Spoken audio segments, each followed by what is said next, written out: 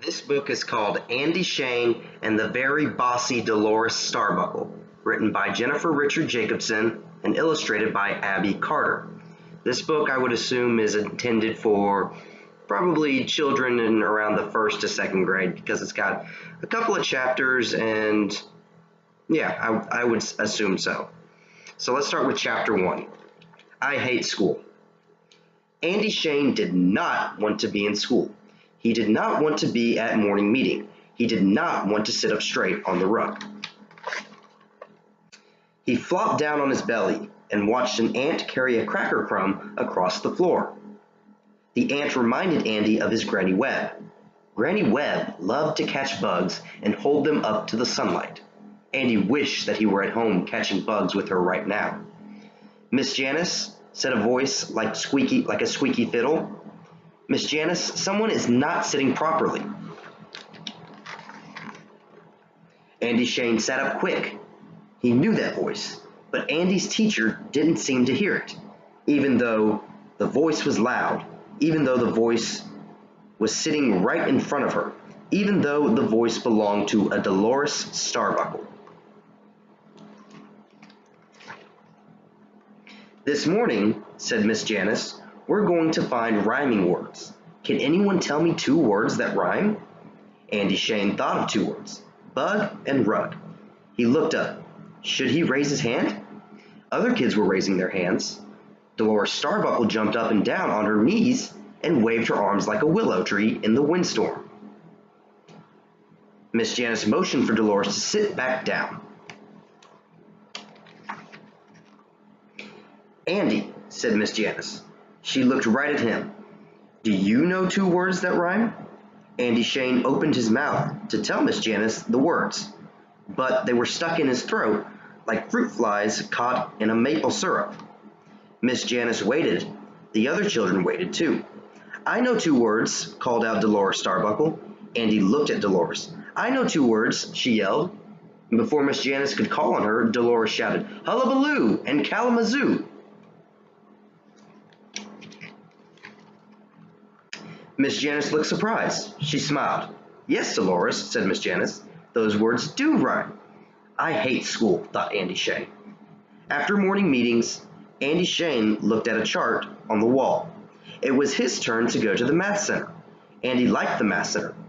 He liked playing with the fraction puzzles and the pattern blocks. He liked solving the tough problems that Miss Janice placed there each day. But this morning, Andy wished that he could go to any other center. Yumi was in the math center. Peter was in the math center. And so was Dolores Starbuckle. Andy Shane decided to work by himself. He would solve a problem with pattern blocks. He tried to pull out the block bin, but it was stuck on the math shelf. Andy Shane pulled harder, and then harder still. The container sprang free, but all the blocks went flying into the air. "Miss Janice," yelled Dolores Starbuckle, "someone is misusing the math materials." Chapter 2. Being Stubborn. "I don't want to go to school," said Andy Shane. "Why not?" asked Granny Webb, catching a dragonfly on her fingers and holding it close to her nose. "The Anax junius," she said, calling the dragonfly by its fancy name. Andy Shane ignored the dragonfly, even though he knew that the Anax junius had a bright blue tail, his favorite color. He crossed his arms and said, "I hate school." "That can't be," said Granny Webb. "Why, Andy Shane, I love school." "Well, you didn't have morning meeting when you were in school," said Andy. "And you didn't have math center." "That's true," said Granny Webb. "And you didn't have Dolores Starbuckle," Andy added. Granny Webb smiled. No, Andy, Shane, I can't say that I did." So there, thought Andy. Andy Shane had lived with Granny Webb all his life. When he came into the world, he needed someone who could take good care of him.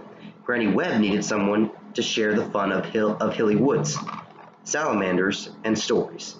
So the two of them became a family, just like that. Andy Shane never longed for more. "I hear the bus down the road, Andy Shane. Go get your lunchbox," said Granny Webb. Andy Shane didn't move. Don't be stubborn, Andy. You have to go to school. You know that. There was only one person in the world more stubborn than Andy Shane, and that was Granny Webb. Granny stood up straight. She put her shoulders back. She stared at Andy Shane. She didn't move a muscle. She didn't blink an eyelash. She just waited. Oh, fine, I'm going, said Andy Shane. That Granny Webb stare worked every time. The bus pulled up, and Andy Shane stepped on. He chose an empty seat and looked out the window at Granny Webb. She looked like she had just stepped on a pricker.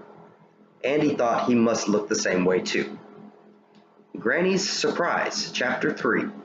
Andy had no sooner hung up his sweatshirt in his cubby when he heard a familiar voice. It was a voice that Andy Shane would know anywhere. It was the voice of his Granny Webb. It's a monarch caterpillar, said Granny to the kids who had gathered around her. Andy came closer.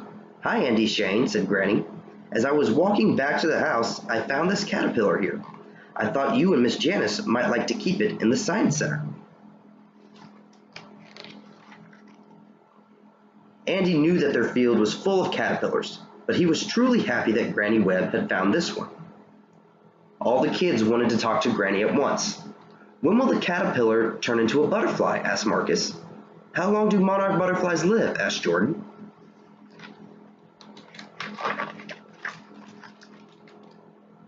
Monarchs migrate all the way to Mexico, said Samantha.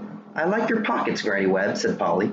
Miss Janice, my mother told me that visitors can't come to school until October, said Dolores Starbottle. Why don't you join us anyways, Granny Webb, said Miss Janice. We're about to have morning meeting. Morning meeting? Already? Andy Shane felt like he'd swallowed a caterpillar. Miss Janice asked the class to think of action words, words that told about doing something. Dolores Starbottle raised her hand. Yes, Dolores, said Miss Janice. Do you know an action word? Dolores stood up and took the pointer from the board. Class, today I will teach you about verbs. Verbs are action words, said Dolores. Write is a verb, read is a verb, and so is learn. Do any of you know an action word? No one raised a hand. Dolores looked at Andy Shane. Andy Shane, do you know an action word? Andy Shane slunk down on the rug. Thank you, Dolores, said Miss Janice, but Dolores didn't sit down. Dolores, said Miss Janice, but Dolores had forgotten all about Miss Janice. She tapped her foot, waiting for Andy to answer. I like action words, said Granny Webb, and I recollect a song with lots of them. Granny stood up and sang. A mermaid splashed with the fishies in a bay. Everyone looked at Granny. She flipped her tail and a whale said, Hey, sang Granny. Does anyone know a verb? Shouted Dolores. No one was listening. They were all watching Granny Webb dance around the room. I said, before Dolores could finish her sentence, everyone, even Miss Janice, began flipping and flopping, twisting and twirling, wiggling and jiggling, and squiggling and giggling. Everyone, that is, except for Dolores Starbottle. She was still holding her pointer and gritting her teeth. Chapter 4. Beware the Stare. Come on, Andy, said Granny after morning meeting. Let's work in the math center. It's not our turn, whispered Andy Shane. But before he could stop her, Granny was in the math center, and she had pulled out all of the pizza puzzle pieces. You're not supposed to mix the pizzas, warned Dolores, coming into the math center. You're not supposed to put the pepperoni with the peppers. Granny Webb kept making mixed up pizzas. I like my pizzas with the works. Don't you, Andy Shane? Andy Shane stepped back. He knew what was coming. Miss Janice, yelled Dolores Starbottle. Someone in the math center is misusing the materials. Andy hoped that Miss Janice wouldn't hear Dolores, but she heard all right. She came over to the math center to see what was going on. Dolores, said Miss Janice, Granny Webb isn't misusing the materials. She's using them in a new way. Dolores Starbuckle's face turned the color of a fire ant. She swept the pizza pieces onto the floor and stomped out of the math center. Andy and Granny Webb decided to see how the caterpillar liked his new home in the Science Center. Dolores Starbuckle wandered over too. "I'll be the teacher," said Dolores, pointing to a picture on the wall. "What is this, Granny Webb?" "I believe that is a Musca domestica, Dolores," said Granny. "Wrong," said Dolores. "This is a picture of a housefly." "And what is this?" asked Dolores. "That is a Photinus paralis," said Granny Webb. "Wrong again," shouted Dolores. "That's a firefly. Everyone knows that." "And what is this?" Dolores pointed to a dragonfly. Granny Webb didn't say anything. "What is this?" repeated Dolores. "I'm waiting." "That is an Anax junius," said Andy Shane. "My Granny Webb taught me all the fancy names for bugs, and she knows them better than anyone."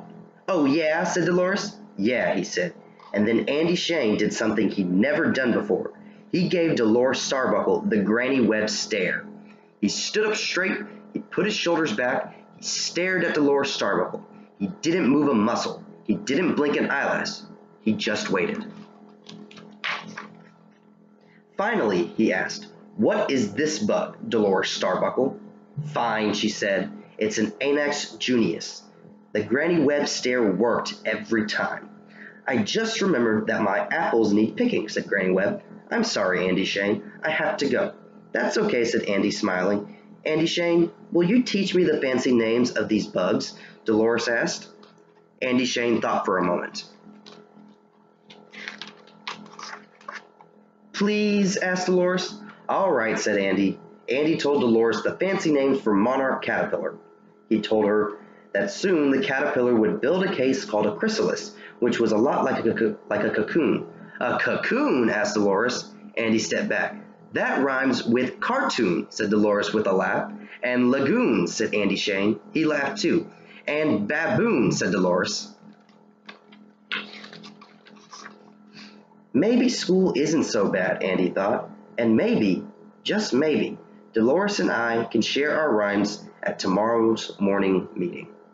The end.